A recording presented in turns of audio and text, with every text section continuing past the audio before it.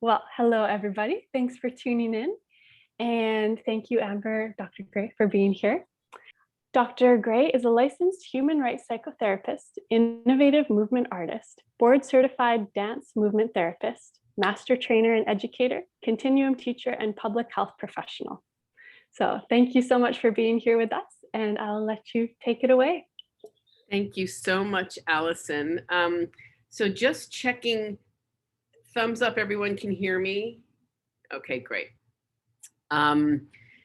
And yes, I've invited the chat to stay open for check-ins, but I won't be monitoring it for questions because I do split mind and I lose my train of thought. So I just don't have those skills, but we will be checking in.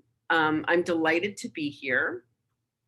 As I said, someone asked if I was in a hotel room. Yes, I'm really presenting from my heart today. I'm actually in a big transition, having spent the last 3 months focused on my mom, who passed on June 7th. I was her primary caregiver for 2 months prior to her passing, and am now in so much of the follow-up that happens. I've been on the East Coast. I'm in Lancaster, Pennsylvania, which land of the Lenape, the Lenni Lenape, and I think many other communities who lived here before.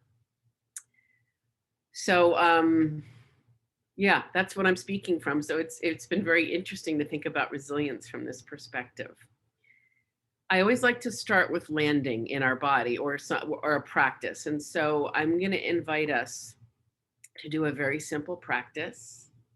And then we're going to move into the theme of resilience, very much in evolution with me, which is part of what I think resilience is, in support of evolution, but resilience as relational, as emergent, and as embodied. I first heard a colleague of mine, Kennedy Braden, speak about resilience in ways that reminded me of those terms. And that's been what I've observed very much in my work, which I'll say a little bit about this morning. So we're going to do a very simple somatic practice, and then I'm going to guide you into, I'm going to call it a guided practice to start to play with these themes. So what I invite you to do is just take a moment just to notice yourself. I'm assuming most people are sitting, though I rarely assume because that can get us in big trouble. But whatever shape your body is in, whether you're sitting or lying or kneeling, whatever you may be doing. And just take a moment to notice your body in this space, in the broader context of your environment, in whatever is holding you or supporting you, a bed, a bench, a chair, a couch. And as you do that, notice the points of contact between your body and that. I'll use chair just to use it one term, but whatever that is for you, that chair. And just notice how much support you sense yourself receiving from that chair through those points of contact. So that might be your butt, might be the top of your thighs, back of your thighs. You may have your feet up on it, whatever it is. How much support are you receiving? How much support are you receptive to? Perhaps this is also a measure of our connection to everything around us, which I think is a big part of resilience. Our receptivity to that.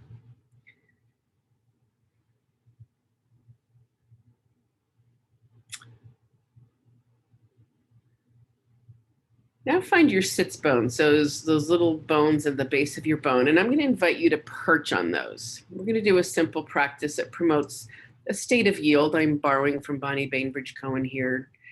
A state of yield, which I have recognized perhaps an aspect of embodied resilience. It's what she calls the most efficient relationship to gravity. And I'll just say for now that yield is related to support. the metaphor I often use as you continue to find your sits bones, and just practice perching on them. Notice if that changes the shape of your body and increases or decreases your sense of support. It may do either, or it may not change at all. But a yield, I often think of a bunny that can look very relaxed and like it's chilling out on the earth. And then there's always an edge in a bunny rabbit, their little nose. I can't really move, just my nose. And if a fox comes along, a bunny springs away. And they actually do that without a whole lot of effort. It can look quite aerobic and acrobatic. They're actually utilizing the support from the earth. They're utilizing gravity to help them. That's what a yield is. It's like a relaxed alert. So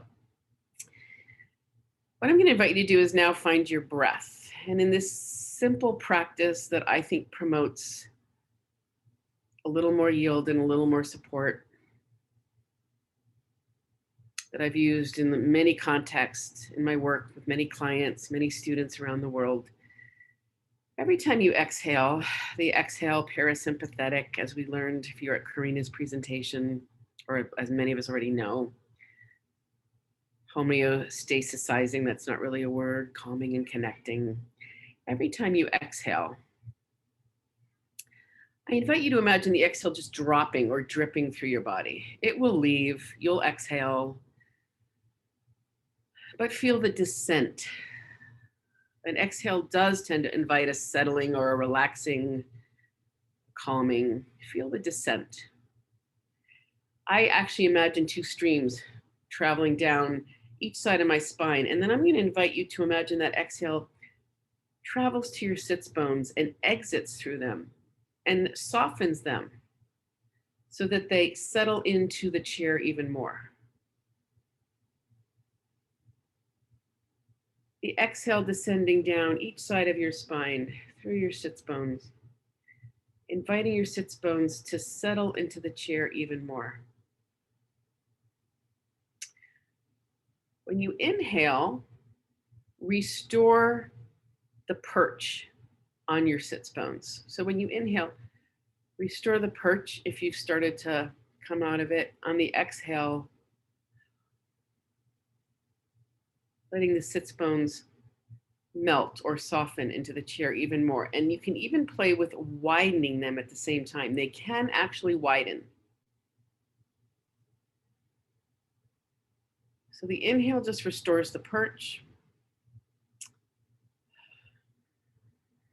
The exhale softens the sits bones and widens them. Just play with that for a few moments. Gathering on the inhale, gathering in our core. You feel that at your sacrum, gathering upward. Restoring that perch, exhale, softening, melting. I imagine octopus tentacles under my sits bones, and they're just kind of melting into the chair a little bit more, and widening. Do this a couple more breaths. If anything that I invite you to do is uncomfortable, just for that light, then by all means, pause, do something that you know to be comfortable and helpful for yourself. Part of resilience is having enough self-trust, which we don't always have for good reasons, but having enough self-trust to recruit the things we know helps us. Empowering ourselves to do the things we know we can to help ourselves, restore ourselves. A couple more breaths and let this go, and just notice if your sense of support from the chair has increased or decreased or stayed the same. There's no required outcome here. This is all observation. Observation in our body as we invite the possibility of change. Observe what happens. I think all of this is part of resilience as I'm speaking it. Perhaps adjust.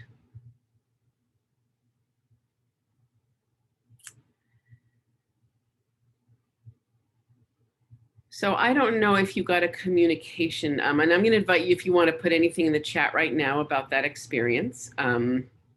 So we're going to shift into another one.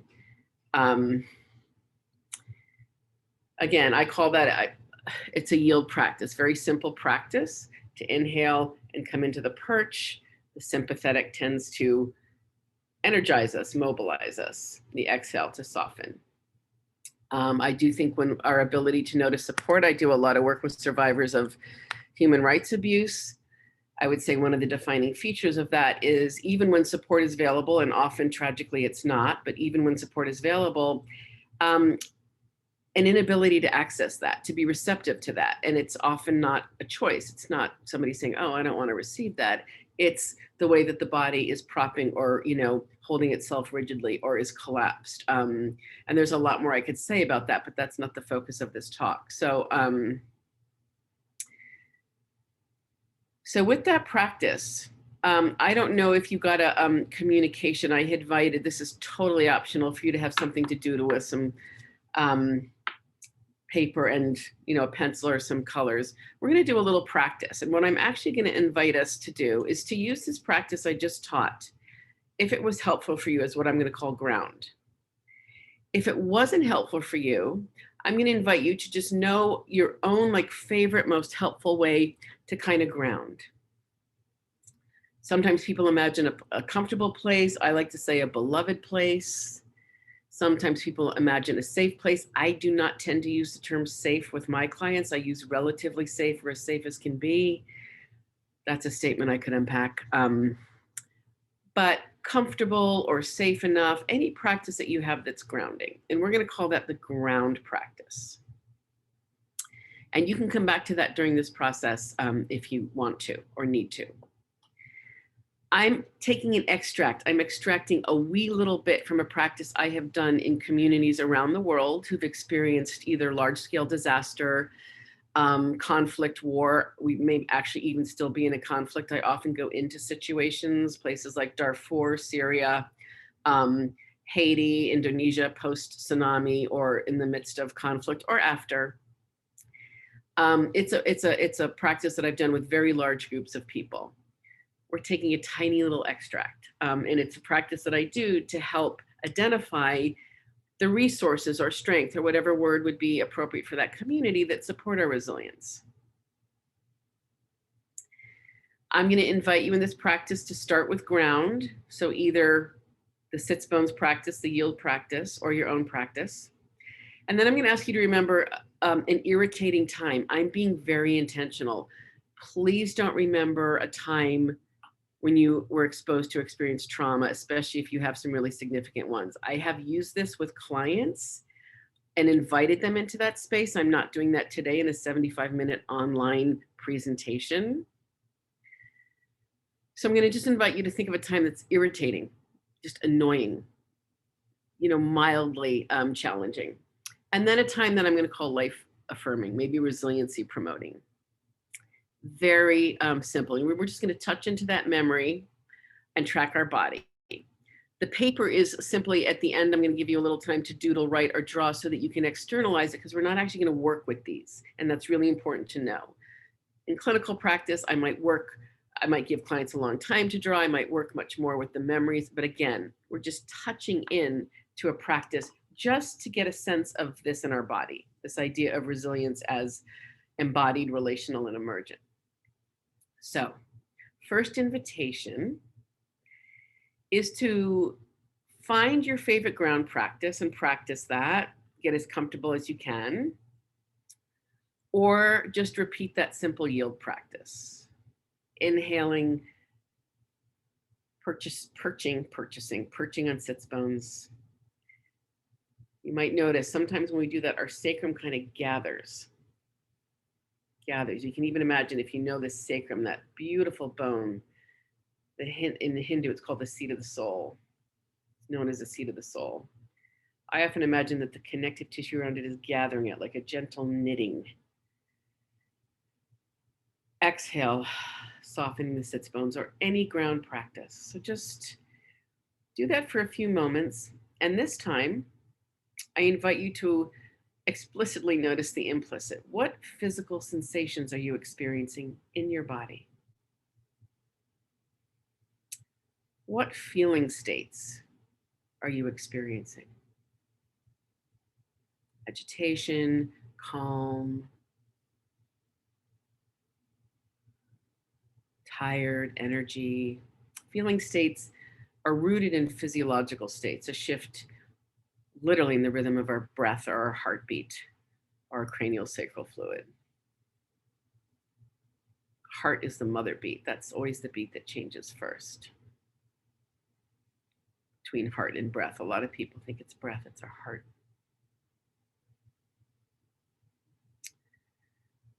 Notice if any thoughts emerge, any images. So this time, since we've had a little practice with the practice, we're just noticing how we feel, what we sense, what images or words might be streaming through us. And then let that go. Just notice, sense your body right now, notice your feelings. And as we go through this, touching into the simple practice, I'll invite you to notice these same things again. So I invite you to call up to remember a time, an irritating time, and it might be, could be now. I hope it's not now, but it could be now.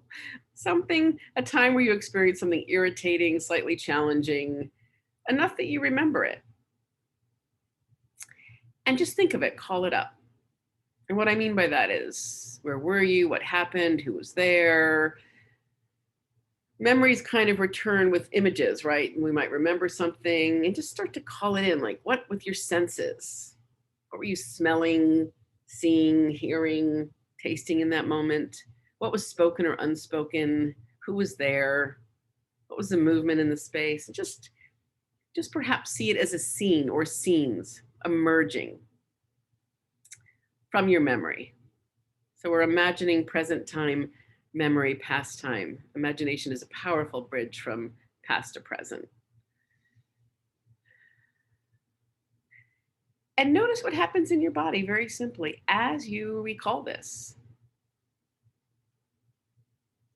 I sometimes imagine it's a movie scene. I break it down into frames. And if you can do that, if I'm hoping that this is just kind of a small memory, so maybe it's just a few frames, just watch it happen. Notice what happens in your body, your sensations, your feeling states, images, metaphors, words. Perhaps pick the most intense moment in this not intense, irritating experience. Kind of step into it, like you could step into the frame, or maybe it's a page in a book, or maybe it's a painting, whatever it is. Put yourself there again and notice, what are the sensations in my body? What do I feel now? What's arising? And has it changed? How is it different from my ground practice? And then I invite you to let that go. This is a time where if you have paper, if you need to externalize, I'm borrowing from Michael White, Narrative Therapy in Australia. You can go back to the ground practice, the yield practice, calibrate your body.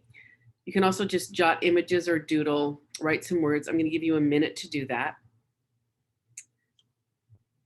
I'm doing it slightly different than I do it in large community contexts, but again, we're not going to work with this. So when we externalize, Michael White believed that we actually, if you draw something or write it, you're actually literally relieving some of the burden, similar to what Yalom said about group therapy. You know, when people identify painful emotions and the group shares them, we're unburdening, we're sharing. So give it to the paper if there's any residual, anything you want to draw or write about that hopefully fairly mild irritant or annoyance.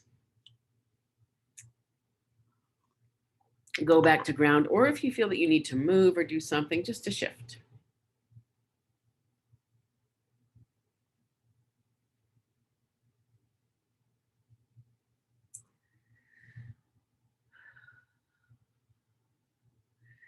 And then I'm going to invite you to settle into the chair again. Maybe do your quick grounding practice. Maybe do a inhale, perch, exhale, yield. Inhale, perch, exhale, yield. and start to call up what I'm going to call a life affirming time. So this can be a little bit bigger if you want it to be, if you feel like you can contain that bigness. It was very intentional with the difficult memory, not to, in fact, to request specifically no big exposures to trauma. A resourced, a life affirming time. And once again, just call it up. Who was there? Where were you? What does that place smell like? Senses, recreating, remembering is the word I want. With our sensory, with the images, the light. Remembering what was said, what was the event. Start to, kind of like Legos, right? Start to rebuild this memory. If you know what Legos are, those little blocks that children often play with. And recreate it. Take a little time to do that and see how it comes together and how you revisit it. Is it one moment? It is a series. Can you start to order it from a beginning to a pause? It's interesting how our memory will tend to take something that might have taken days. We can actually start to order some of that into a few frames of a film or a few images in a picture book or a few paintings side by side. So once again, I invite you to be with that memory and notice what's happening in your body. Sensations, physical sensations are key informant from our infancy, from before. Feeling states. How are they shifting if they are? They reflect internal physiological states. What images, thoughts are arising? How do you feel inside? Step into the most potent or strong moment of this memory and notice what happens to your body.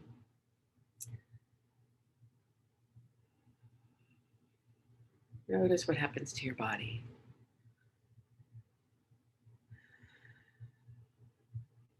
In your body. With your body.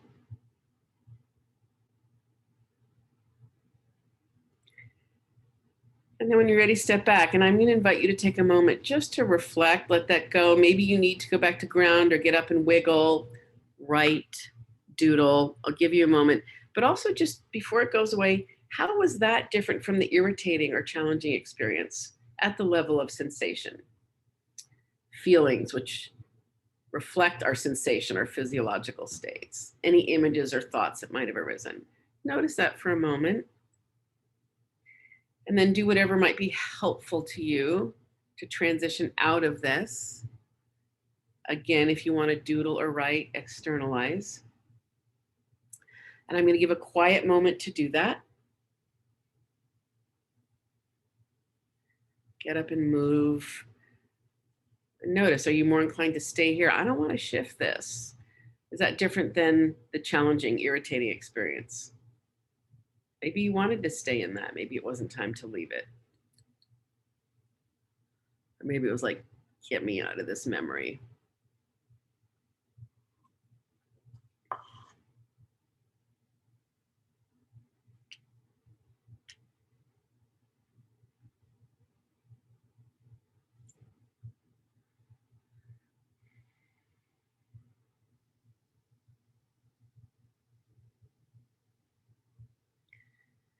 And since I can't see everyone, I don't know where we all are in our process, you can also share in the chat if there's anything that you want to share about that whole process. You can keep doodling and drawing.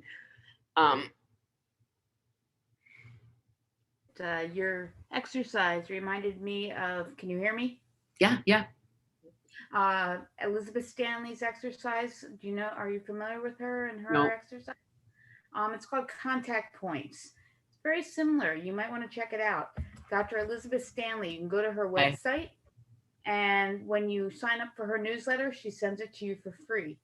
Okay. And so give you a taste of, it's very parallel to her work, which interesting. is very interesting. Her book is called Widen the Window. It's about widening the window of tolerance. Okay. Would anyone want to share about your experience, like more personal? I'll leave one more space. But thank you for that. If you want to put her information in there, I will check it out, and others may want to. We all draw from the same place, I'm certain. I don't think anything's original. I just have to say that. That's part of resilience too, whatever the source is.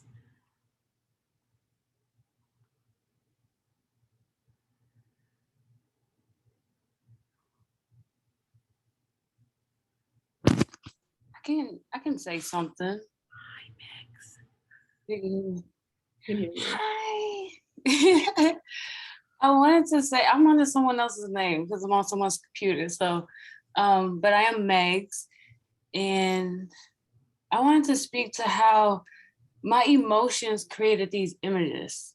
Like, you feel this stuff in your body, but when you're giving attention to it, it's almost like my emotions were creating how I was feeling, but with images like no or stop it. Yeah, I want to speak to that. Thank you. Thank you. So let's move along. So one of the reasons, so again, that's very much an extract from a process that I do with lots of time for remembering, lots of time for drawing, actually processing memories individually and collectively. And I have done it in contexts where I'm working with communities, often who have been in conflict for various reasons, ethnicity, religion, very, very powerful process. So again, in being invited to speak about resilience, which certainly for me it's an evolutionary process ongoing, the words that came up for me were embodied, and that was part of what that practice was for. Just and you know, as Megs just spoke about, the things that arise in our body, and that it was an invitation to notice what changed in your body at the level of sensation with just a simple dip into two memories. Relational, I believe that resilience is something that we are always in relationship to. It's an emergent process, and it emerges.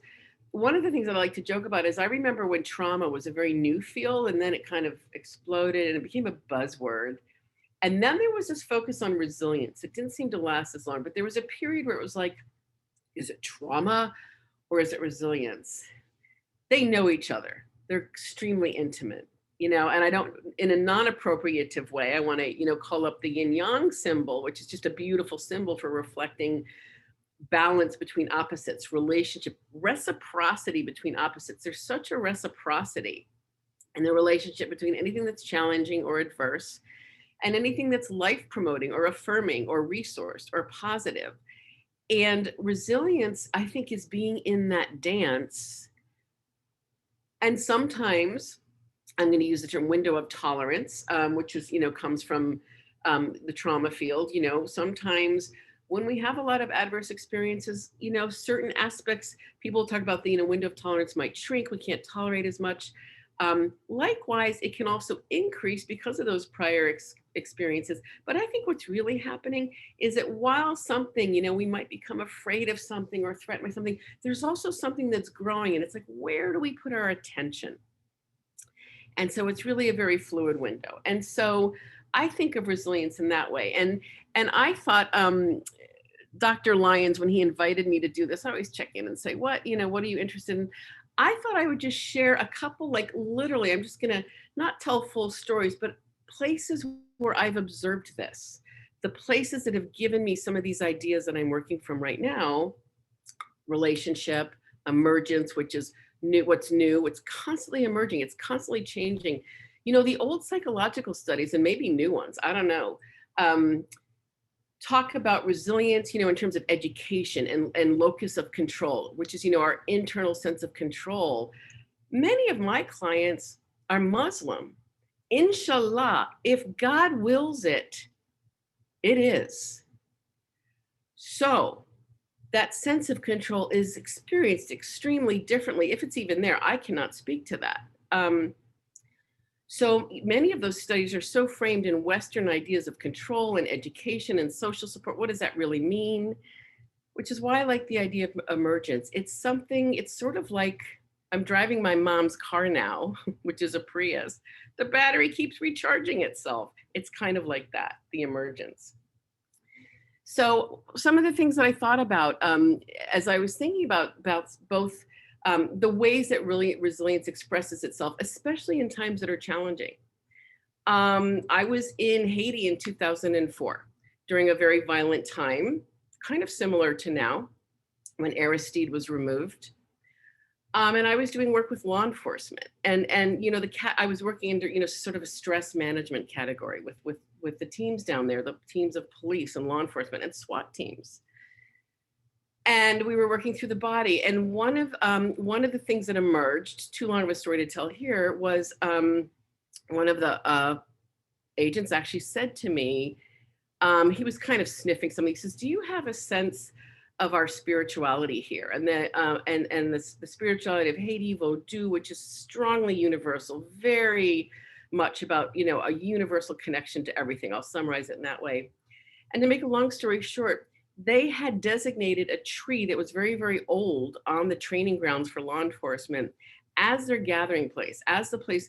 In Haiti, there's the idea of a lakou. A lakou is a gathering place. It can be sacred, where ceremonies had happened. It can be family. It can be a neighborhood. They had created a lakou there where they all gathered, and you could go there if you were having a difficult time. You could go there if you were feeling particularly strong, like we just played with. And it's where they found support, either from the tree, and trees have very strong reference there in spirituality, or you might find a person there. What they said, what often happened is they'd find somebody there who would be supportive. The person who was challenged would find who they needed or what they needed. Similarly, entire neighborhoods were gone in the Haiti earthquake, entire neighborhoods. And I was there immediately after that. And one of the most remarkable things that can happen, I invite you to track your body as I just tell these little glimpses of experiences of resilience that have informed the questions I'm presenting or sharing today.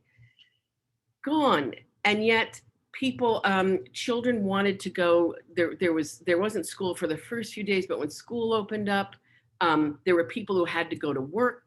A lot of Haitians who had to leave their community, leave their kids who didn't have a school to go to.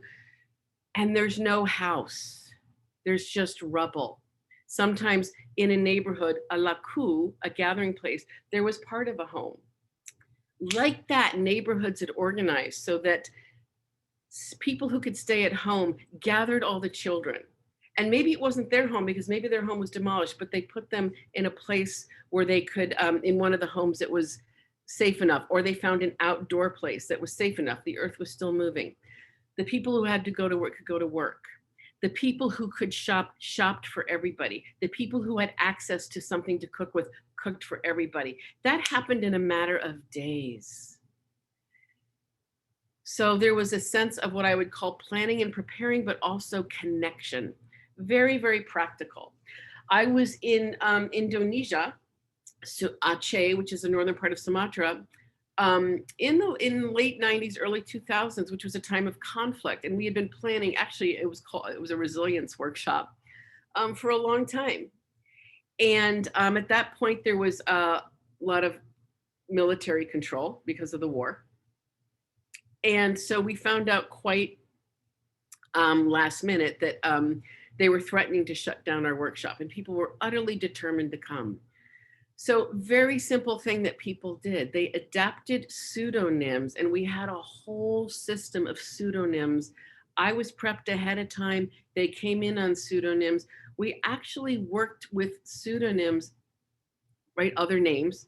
I mean, we literally changed our names, called the workshop a different thing, invited them, opened the door, said the military can visit when they want. So, you know, it could have easily been like, we're going to shut the door, can visit when they want. And we prepared ourselves so that we could still gather. Some of the people actually could not travel under their real names. They would have been killed. So we did something so that those who needed to hide their names could be protected, but also opened the door so that it minimized this sense of we were doing something that they might need to be concerned about. And they actually never came to visit us. After the tsunami, one of the things that I found very profound in Aceh, same region, I was there in 2004, Again, inshallah, if God wills it, long story. A lot of people are like, oh, everybody's going to be so traumatized there. I'm going to oversimplify this in service of time. And they were, and I should just say they were really angry. So many Americans and Europeans, Eurocentric, mostly white, mental health professionals had come through with their checklists. Do you have these symptoms? Boom, boom, boom, boom, boom. Oh, you have PTSD. You have to do our intervention. My body, I'm a clinician, but I also have a body that listens and hears and breathes. And in paying attention, I didn't have a sense of trauma. I had a sense of very large collective grief and loss.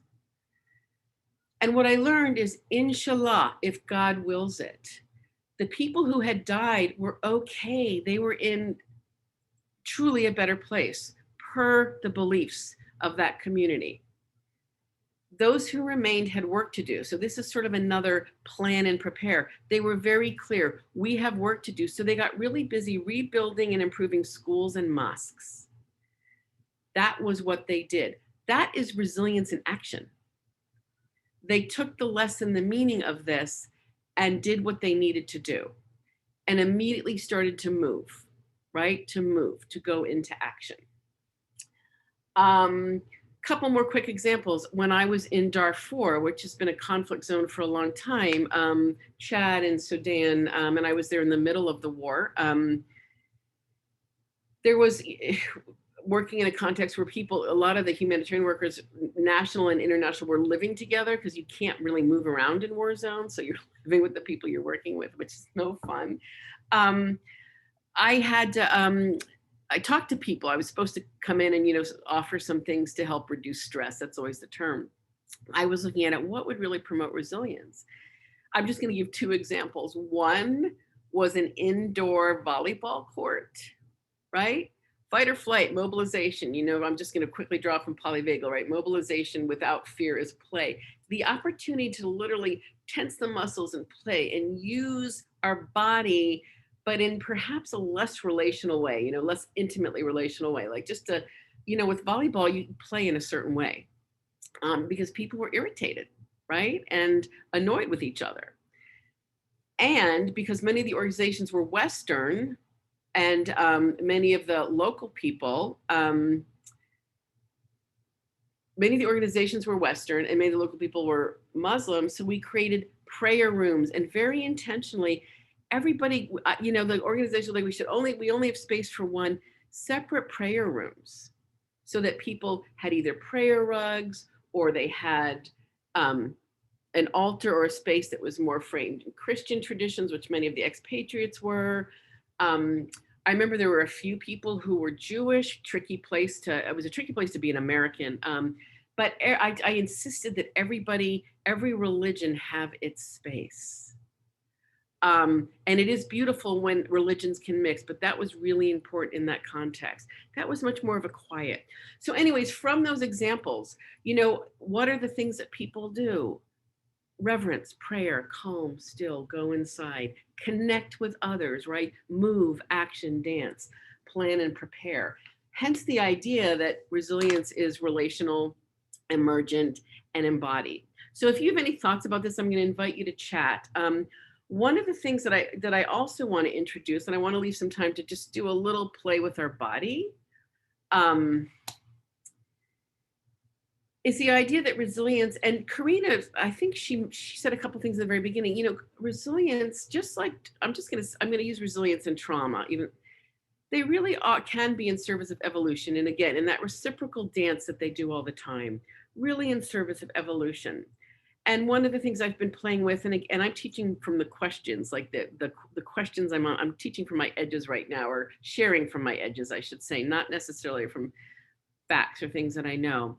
But I think about resilience and its relationship to evolution. I'm utterly convinced, when I learned about evolution, I had this sense of, oh, we're done, and we humans, we're at the top, right? Like we're the end process of evolution. Evolution is an emergent process, just like resilience. And all the things that are happening, you know, the adversity and the positive things in our life, I think are in service of evolution. One of the things that's been very interesting to me was the explosion of ideas around empathy and mirror neurons. And again, that's not the subject of this. But mirror neurons and all the pathways associated with them, you know, the neuronal process, the neural process, I'm going to call it, that includes mirror neurons. And I remember a video, and I think it was 2010, Jeremy Rifkin, whose work I love, on the empathic civilization. And there's been this emphasis on evolution and how on empathy connecting. And empathy does, right? I'm just going to very simply say, we know that empathy creates a shared body state, so it does connect us. As somebody working with survivors of human rights abuses, where there's always a power differential, the abuses happen at the power of another. I'm very, very sensitive to my role, the power that I have, and my constant quest, my desire, my hope for outcome, that even in doing good clinical work or community work, I'm shifting the power differential. That's really important to me. And I started to notice that empathy made some of my clients uncomfortable when I was, I'm going to say, relying on just my empathy. So what I've started to play with and was the idea, and this is informed now as I started to research work by Henry Tobey, Tanya Singer, Kristen Neff, others in the field. I mean, that empathy and compassion might be slightly distinguished. And there is research. If you Google Tanya Singer, I mean, that's just who's popping in my mind instantly in terms of some of the brain research that they've done. That standalone empathy and compassionate concern actually do light up, to use an unscientific term, the brain in different ways. Empathy tends to light up the emotional area of the brain, but concerned with more sort of negative emotions, whereas compassionate concern is emotions associated with affiliation reward. And it also lights up sensorial experience part of the brain. And I don't remember the brain parts in my mind right now. I have them written down, as well as problem solving, whereas in empathy, problem solving is not, is shut down, as is the sensorial part of the brain. So we have a more integrated, fully lit up brain in compassionate concern. I have long played with the idea that compassion is an evolutionary trajectory we're on. And that was actually part of my dissertation research. And I actually worked not just with humans, but with humpback whales, because I believe that there's rumors they're more compassionate. And I'll just offer this. A lot of human research is focusing on neuroplasticity of the brain. And we know that in relationship with others, not just that our brain can grow from experience, but even more so in relationship with others. And I keep coming back to the heart, hence the title of this presentation. What about the heart? So if it's possible that there are creatures that are possibly have more compassion than us, that are, and I can't talk about whales now, but in terms of how they give us oxygen, how they tend to each other, how the males protect the females when they're, and not necessarily their female when they're birthing. Check out, read about marine mammals. What's that book that's out right now? I can't think of it, but anyways, just any book. Whales and dolphins went back to the ocean after being on land for a while. They followed evolution in that direction. Then they went back to the ocean. Still a question why food source might be an option. But what's one of the adaptations they had to make? They lost their gills, right? They lost those primitive gill arches at the striated muscles of the face, which is I'm drawing from my work, my polyvagal informed work, right? All of this. So they didn't have those gills anymore. They didn't have gills. They couldn't breathe. So they're in a suspended free dive.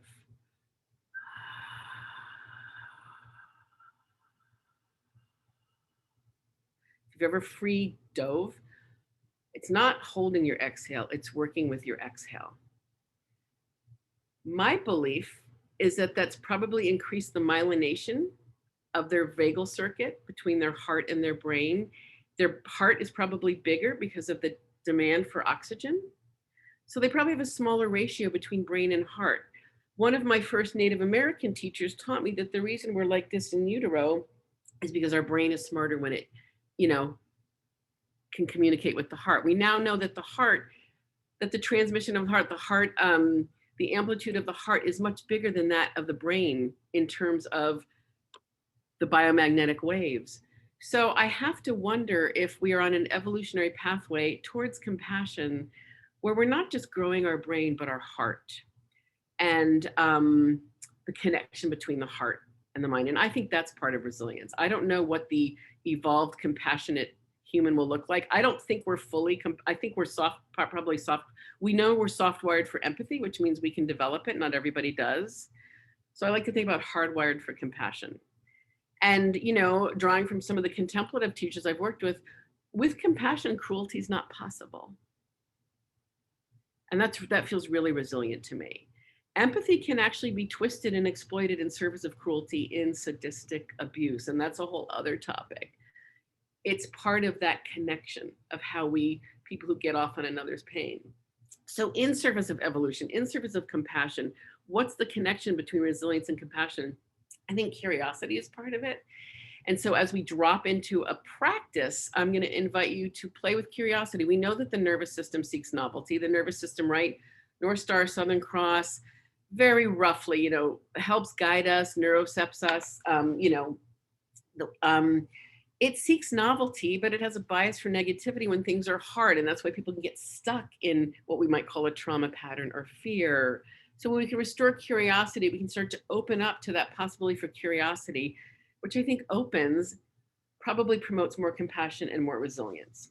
So I'm going to invite any comments in the chat or I think what we can do is just take a pause. If you want to put any comments or questions in chat, and I could do 1 or 2 comments or questions, and then we'll do a practice where we're going to play with, we're going to come back to that yield, and we're going to soften our hearts, and we're going to pendiculate our hearts. I'm going to say a little bit more about that, but anybody have a question or comment? I'm going to try to, let me see.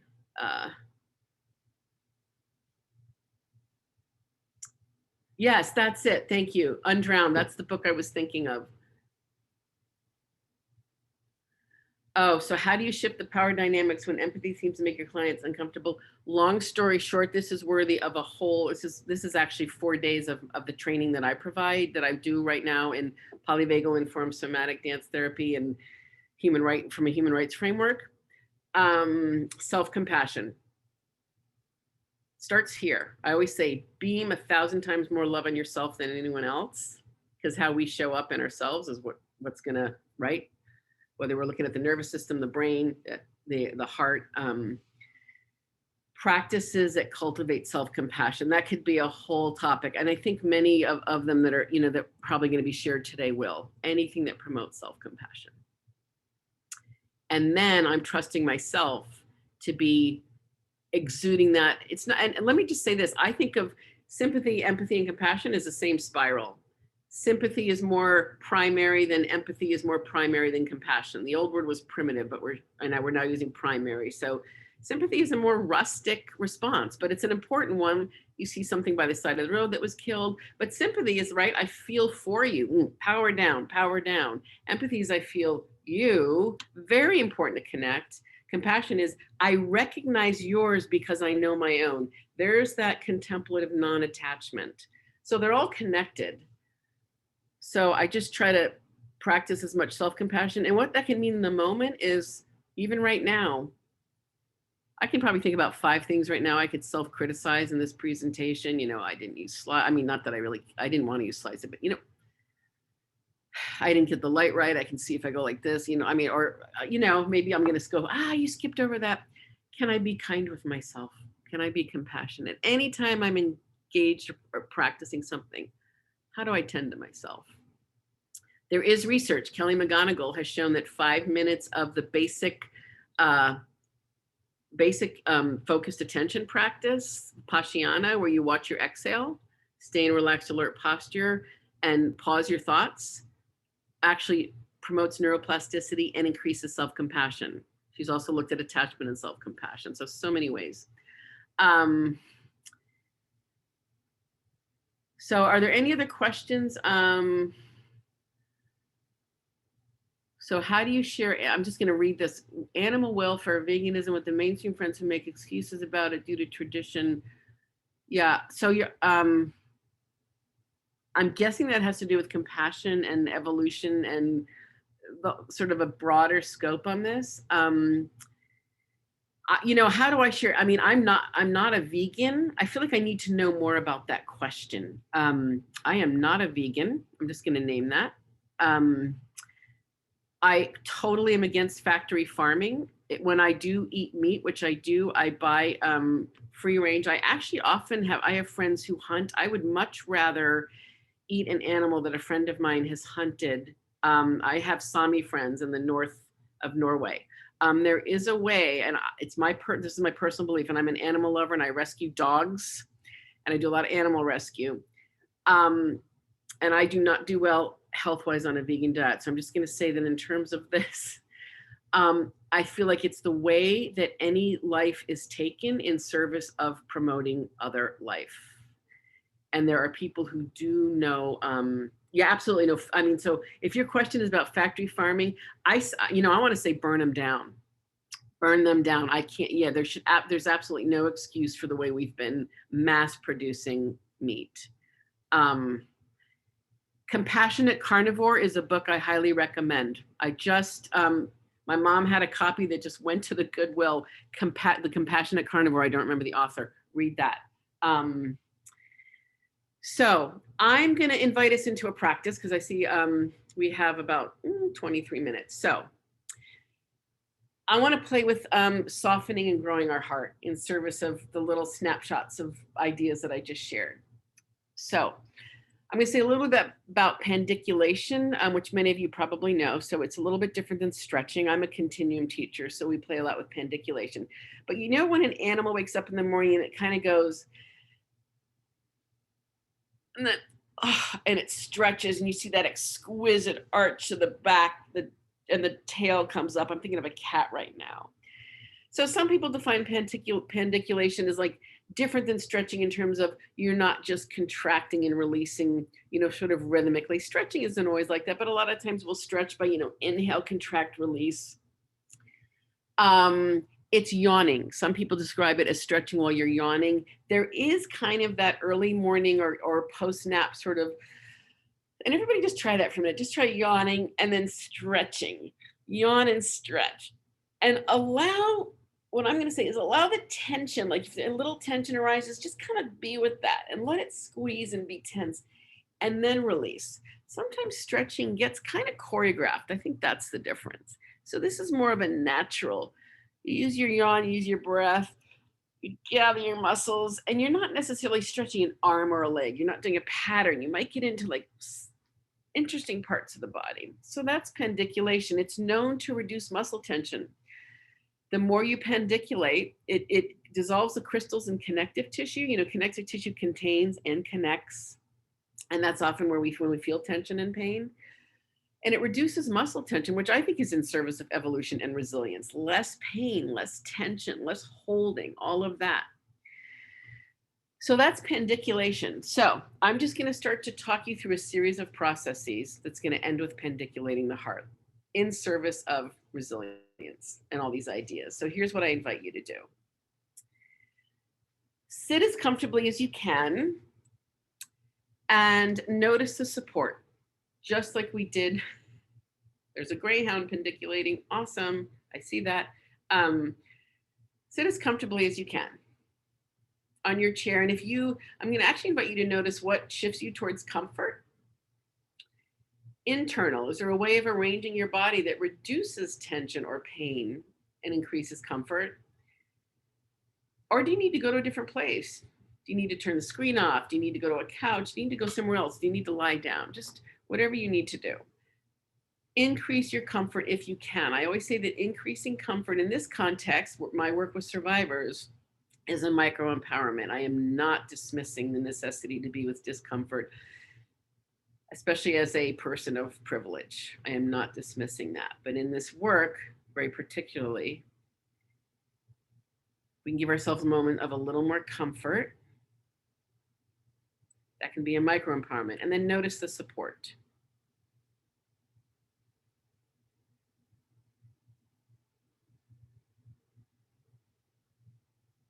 Notice how much support you're sensing. However your body's shaped, whatever you're sitting on.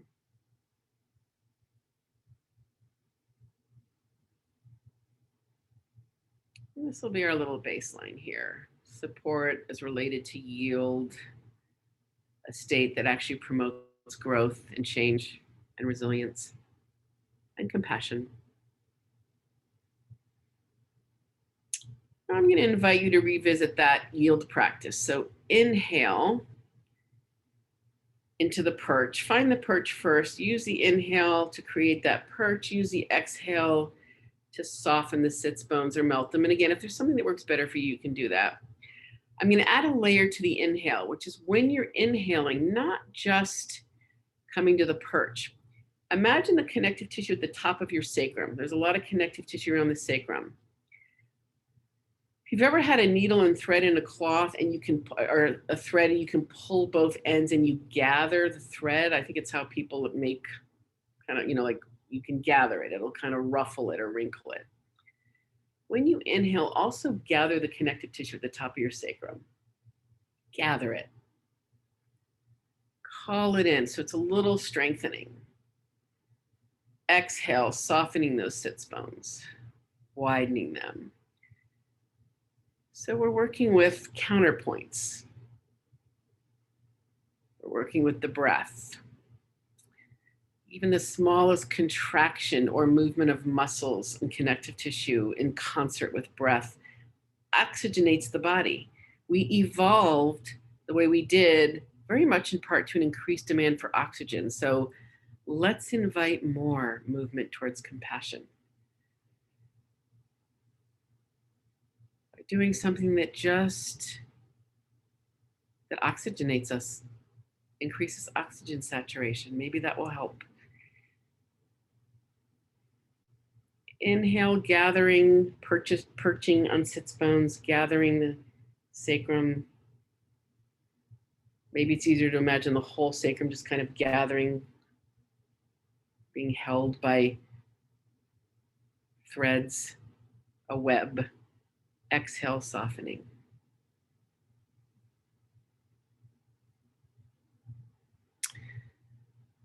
Couple more moments with that.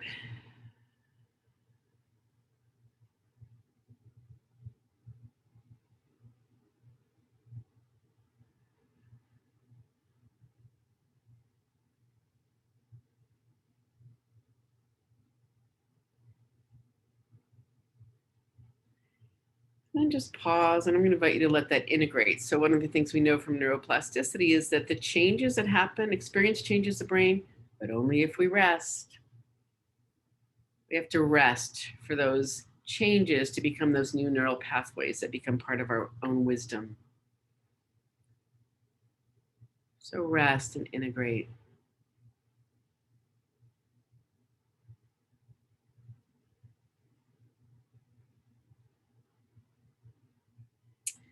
And I'm going to teach you something called the lunar breath, which you might know if you've ever done continuum. Very simply, I'm going to invite you to put your hand on your chest area. If that's comfortable, if not, you can let it go.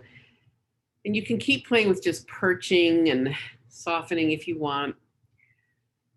If you ever fogged a window when you were a kid, this breath is done with the mouth closed. You inhale through your nose and you exhale very softly.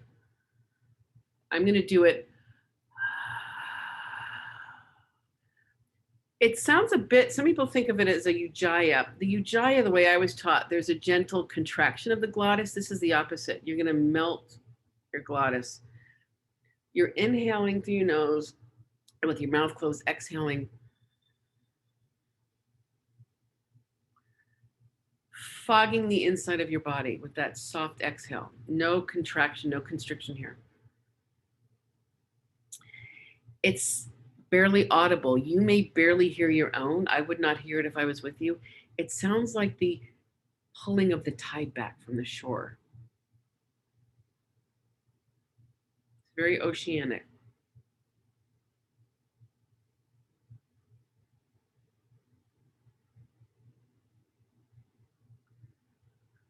So I invite you to do that.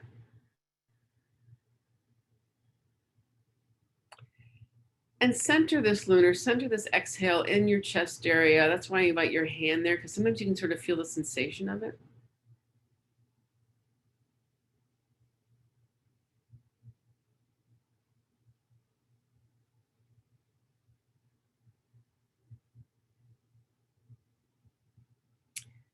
And then when you have a sense of these lunars, send them into your heart and just invite the possibility of a softening heart.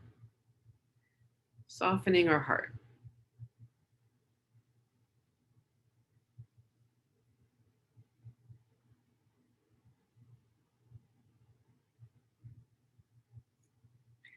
If any movement arises, you rock, you pulse,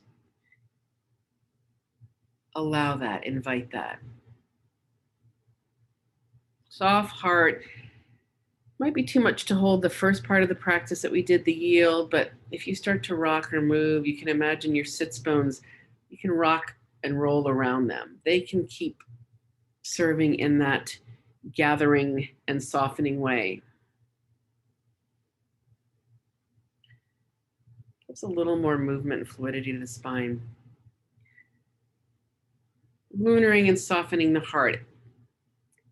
And as you continue to do this, I'm going to invite you, I'm just going to share a little bit about the heart, which may be, it's a sensory organ, it's a muscle. I was taught when I was in massage school, which is a long time ago, involuntary muscle pump. We now know the heart is 60% neural tissue, 60% neural tissue, heart brain. It's got its own neural and communication pathways. A recent study, and I need to get the source, showed that behavior, it was on behavior change. I don't love the term behavior because I think it can be very objectifying, but that it happened more efficiently when the pathway from the heart to the brain was open, right? That's the ventral vagal circuit, myelinated. The dorsal vagal circuit is not myelinated. So that's where there's no internet. This is high speed. The possibility that compassion can arise with increased myelination, increased communication from heart to brain. So with your hand in this area as you lunar to soften your heart, acknowledging this 60% neural tissue with an amplitude, I'm suddenly not remembering if it's 6 or 60 times that of the brain. I think it might be this amplitude 6 times out of the brain, and maybe it goes out. Is that somebody's? Yeah. So when we sense somebody, we sense their heart before their brain in terms of what we now know are measurable and actual magnetic waves.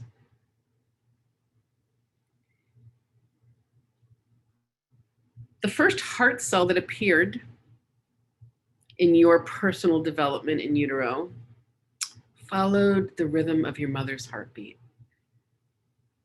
Followed the rhythm of your mother's heartbeat. And I just want to sit with that for a moment. It really occurred to me when my mom left this world that her heart was no longer beating. And the first cell of that started my heart, what is now my heart, and trained with that rhythm, and the next cell that came along coupled with that cell, and every cell that came along coupled with another cell, and these pairings, connection, reciprocity, these pairings echoed the rhythm of our mother. That maternal lineage that I believe includes Mother Earth, all mothers, becoming the rhythm of our own heartbeat. So as your hand is here, softening your heart with lunars, and if you want to let that go and just be with your heart, just feel that rhythm. Feel that rhythm in your heart. Feeling the strength and the longevity and the evolutionary consistency and determination of the human heart. The evolutionary commitment.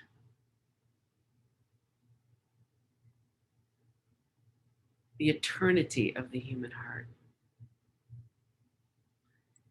And perhaps feeling that rhythm, you'll find yourself moving in a new or different way than the lunar softening the heart, which was a preparation for this, or the sacral gathering. Moving the sacrum promotes vagal tone, which we know means the ventral vagal circuit is exhibiting its influence on the heart to keep us out of sympathetic adrenal. Just feel what movement arises. And if you want to shift your shape, go from sitting to standing, standing to lying, roll on the floor, as this pendiculating the heart practice evolves, move however you are called to move. So much of our movement gets repressed, suppressed, repressed, oppressed. Even the tiniest movement is a possibility, right? There's resilience, the emergent. Follow your emergent movements and consider that the heart, as it beats that echo of maternal lineage, is not pumping, it's spiraling, right? When it beats, one fold out while another goes in. It's this wave of spiraling, right? It literally, the heart tissue, if you actually took the heart apart, and there was a French video on YouTube for a while, and I haven't been able to find it. Somebody said they found it, that actually a doctor who uncoiled the heart and proved that it was one eternal spiral. The heart spirals out and in. I think it's the ventricles. I am not an anatomical. I don't remember all my anatomy, and I'm at an age where I'm like, yeah, I can look it up, right? Beat, the spiraling, opening and closing. So start to feel that in your heart. So from the rhythm to the spiraling, opening and closing. And I invite you, as you sense that in your heart, to start to take that into movement, perhaps just in the area of your heart, perhaps your chest. So we're shifting the movement. Notice, do you want to lie down, sit? Do you want to drape over your chair, come up?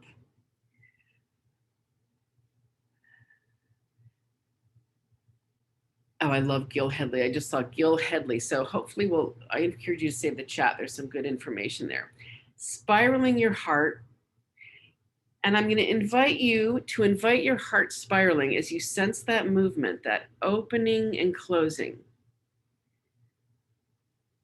Start to sense it as pendiculation. So what do I mean by that? Let every spiral that you feel and move initiate one of those pendiculate stretches. That's a word. So you're going to take the spiraling movement of your heart into an arm or a neck and head. Keep breathing. Send a few lunars to soften your heart.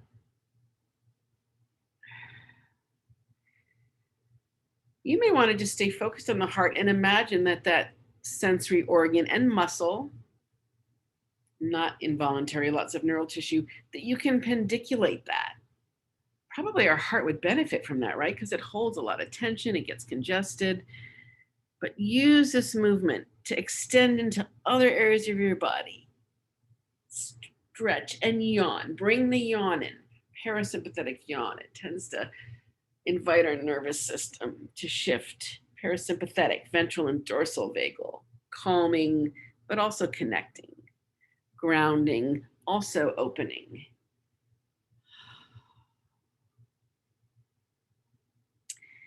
And for the next minute, I invite you to just play with these layers. Go back to the yield. Perching on sits bones if you're still sitting, melting, softening the heart with that tidal breath. The eternal ocean receding and receding. There's eternity. There's eternity. Softening the heart, mother's heartbeat, spiraling the heart and taking that into pendiculate movement. As much or as little of a dance as you would like to do right now. If you have your own music, I'm not sharing music because I don't know people's preferences. You can put it on for a minute or two.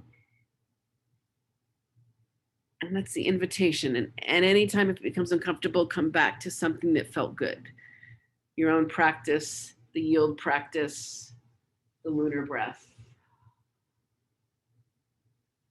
Practice self-compassion. Take care of yourself. It's also self-respect.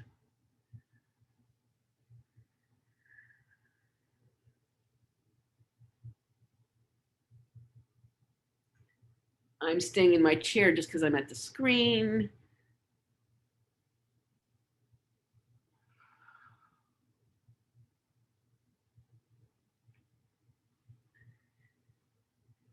See how much your spiraling heart can Even the farthest regions of your body pendiculate. The heart sends oxygen everywhere. And as you practice this pendiculation, yawning, send some of that back to the heart. That's a great way of practicing self-love. Keeping the heart tissue resilient, fluid, spiraling.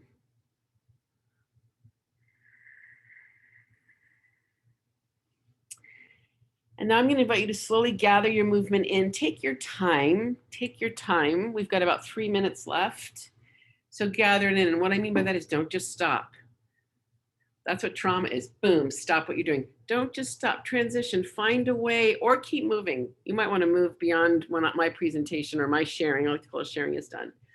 But we've got 3 minutes. So whatever you need to do to wiggle, pendiculate, spiral back to the screen. I just wanted to leave space if anybody wants to share, talk, type anything. That is my sharing for today. Again, resilience, relational, emergent, embodied, compassion promoting, curiosity, I think, is the practice that helps us stay in that pathway when other things happen. Connecting, dropping in, prayerful, preparing and planning, all the things that I observed in people.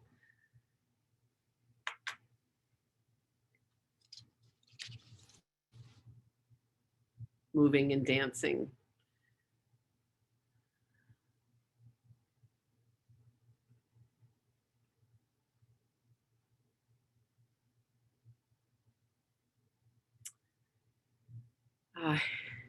Hilda, I see your question. Have I written about this work? You know, I'm remembering that I wasn't, that beautiful book that you just did, that I've been so ensconced in my parents' care. I have not been writing as much, but I am about to, I'm under contract to write a book. So I think I'm finally going to get, like, I think everything out on paper.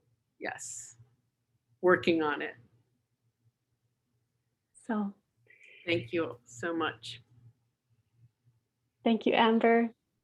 Thank you, everyone who's joined us.